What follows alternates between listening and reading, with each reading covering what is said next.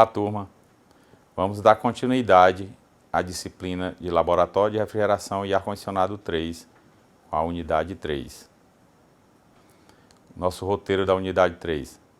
Nessa aula, serão abordados os conteúdos carga térmica, sistema de refrigeração, automação, boas práticas na utilização das câmaras frigoríficas, algumas situações de má utilização das câmaras frigoríficas e nossa conclusão. Nas cargas térmicas,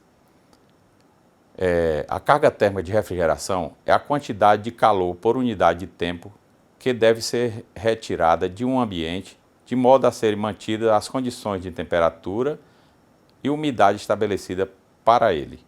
Geralmente, esta carga térmica está expressa em quilocalorias por hora. Ela é o somatório de todas as formas de calor. Durante o projeto de um sistema de refrigeração ou climatização, o cálculo da carga térmica é tão importante quanto a seleção adequada dos materiais utilizados. A carga térmica estão divididas em fatores a serem considerados no cálculo de uma carga térmica, que são transmissão de calor, aqui colocado como Q1. O calor atravessa as paredes do teto e do piso dos ambientes refrigerados, ocasionando diferença entre a temperatura da câmara e o ar externo mais quente, como mostra na figura. A quantidade de calor depende da diferença de temperatura, do tipo de isolamento, da superfície externa das paredes e do efeito de radiação solar. O cálculo sempre deverá ser feito levando em consideração todas as paredes, teto e piso, como mostra nossa figura. Outra carga térmica, que é a infiltração do calor, chamado de Q2, corresponde ao calor do ar que atinge as câmaras através de suas aberturas.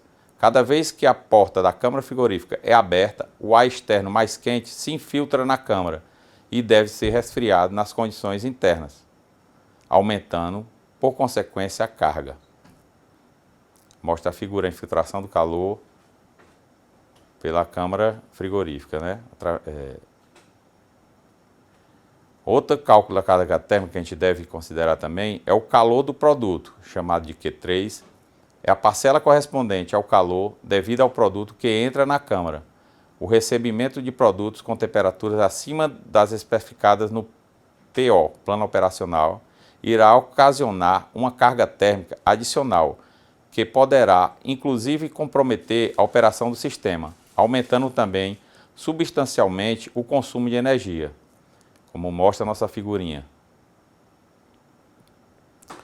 Na carga de ocupação, a Q4, as pessoas, em especial os camaristas, também dissipam calor para o ambiente, dependendo do tipo de movimentação, temperatura, roupa, etc. No cálculo da carga de ocupação, leva-se em consideração o tempo de permanência das pessoas dentro da câmara. Outra figurinha para ilustrar. A carga de iluminação, Q5, o tipo de lâmpada usada nas câmaras frias podem resultar em cargas térmicas apreciáveis. No momento da escolha, porém, não se deve atentar apenas ao fator da câmara térmica gerada, mas também na sua eficiência e durabilidade quando exposta a baixas temperaturas. A carga devida a motores, o Q6. Esta carga produzida por ventiladores, por evaporadores, com conversão forçada, somente não é levada em consideração quando se trata de um evaporador estático. A equação nos mostra que o Q6 é determinado pelo N, que é a potência dos motores em cavalos, 632,41 calorias, que é o tempo de utilização, onde Q6 é a quantidade de calor devida aos motores, N é a quantidade de motores em CV, 632,41 quilocalorias por hora é o fator de conversão em CV por quilocalorias. A carga de embalagem também, que é o Q7, que influencia no cálculo da carga térmica, está relacionada, ela é aplicada através quando a quantidade de material utilizado na embalagem apresenta um valor maior que 10% do peso bruto que entra na câmara. Tem uma tabelinha que mostra os tipos da embalagem, especificando o calor específico de cada produto. Então, a carga térmica total é o somatório de todas as cargas. Como mostra no item citado, possui cálculos específicos que indicarão sua carga térmica e, para todos os casos, você deverá informar o cálculo, o valor em horas da permanência e utilização desses itens no interior da câmara.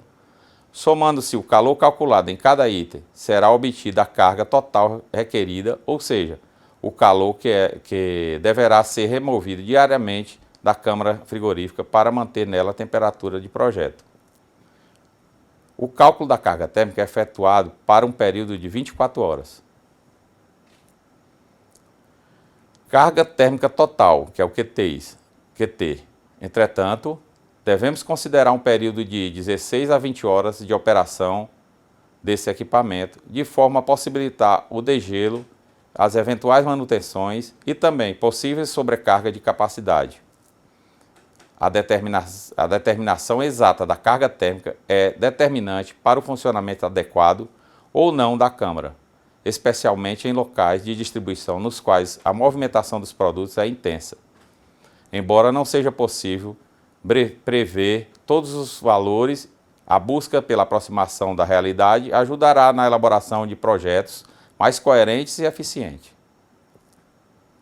Então, o sistema de refrigeração, um dos fatores principais para a eficiência energética da instalação frigorífica é a definição adequada das temperaturas de evaporação e condensação, bem como o tipo de refrigerante a ser adotado.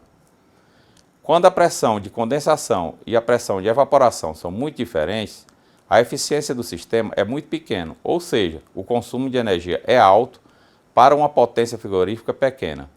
Uma solução técnica adotada para minimizar essa situação é a adoção de um ciclo de duplo estágio.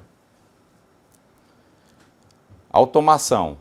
A preocupação constante com a racionalização do consumo de energia elétrica envolve, como visto até agora, diversos aspectos.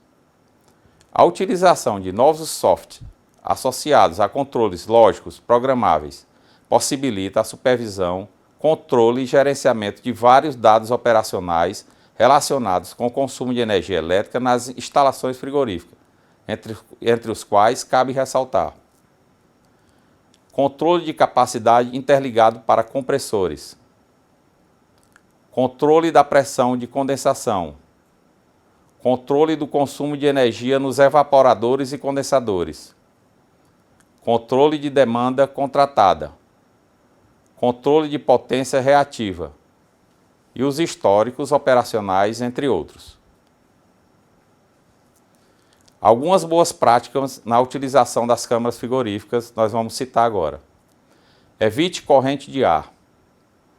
Verifique a capacidade e o modo de armazenamento na câmara fria.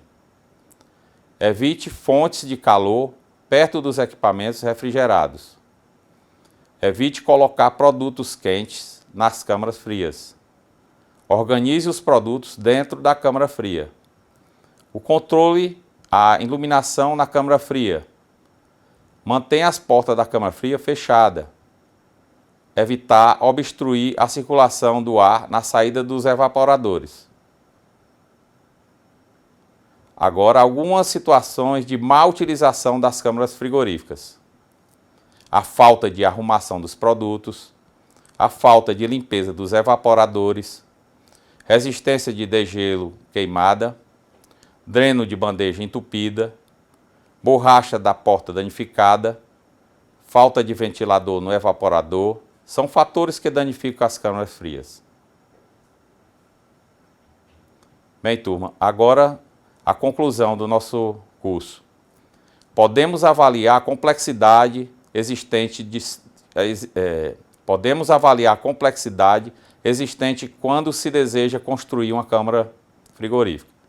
Assuntos que envolvem desde a elaboração do projeto, como escolha do material, estrutura a ser usada, cálculo de carga térmica, uso adequado de cortinas de ar, sistema de refrigeração e automação, entre outros contidos no planejamento operacional, até a preocupação com a segurança dos operários e a correta utilização da câmara, devem ser criteriosamente estudados e acompanhados durante todo o processo de instalação e funcionamento da câmara. Desejamos vocês um bom curso, aqui para finalizar as nossas referências, e um abraço do professor Adilson.